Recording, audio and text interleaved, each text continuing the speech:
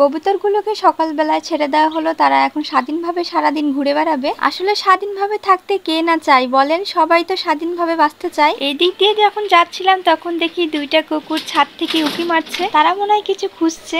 আসসালামু আলাইকুম এভরিওয়ান, কেমন আছেন আপনারা? আশা করি সবাই ভালো আছেন, আমরা আল্লাহর রহমতে ভালো আছি। আমার ভাই দুইটা আজকে ঘুরতে বের হয়েছে, আমি ওদেরকে বলেছিলাম ভিডিও করে নিয়ে আসতে, যার কারণে ওরা ভিডিও করেছে। আমাদের নানির বাসার ওইদিকে অনেক পুকুর আর আমাদের এলাকায় অনেক পুকুর আছে, যার জন্য দেখতে বেশি ভালো লাগে। যাদের বাসা পুকুরের সাইডে তাদের তো মনে হয় আরো বেশি ভালো লাগে। এখানে একটা কাণ্ড ঘটে গেছে, রৌদ্র হচ্ছে, ভিডিও করতে গিয়ে পড়ে গেছে। এখানে ওদেরকে দৌড় মারতে কে বলেছিল বলেন তো? না দৌড় মারতো না পড়তো। এই পুকুরের পানির অবস্থা তো দেখি অনেক খারাপ, উপরে শ্যাওলা পড়ে গেছে।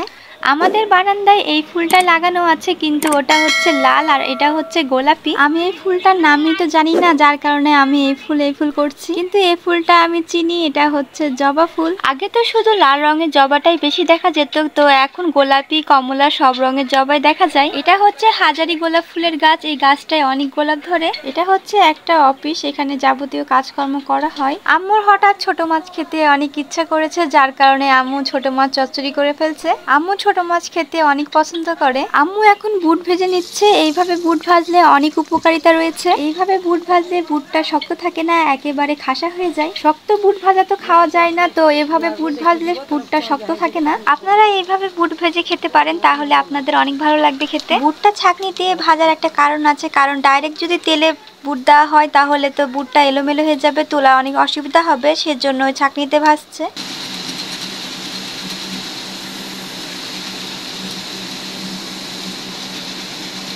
আপনারা তো দেখতেই পাচ্ছেন যে কত সুন্দর ভাজা হচ্ছে। এইভাবে বুট ভাজলে খেতে অনেক ভালো লাগে। এই দেখেন সবগুলো বুট ভাজা শেষ। বুটগুলো ঠান্ডা হয়ে গেলে পটে রেখে দিতে হবে, তাহলে অনেকদিন খাওয়া যাবে। তো আজকের ভিডিওটা এই পর্যন্তই। সবাই ভালো থাকবেন, সুস্থ থাকবেন, আমাদের সাথে থাকবেন। আল্লাহ হাফেজ।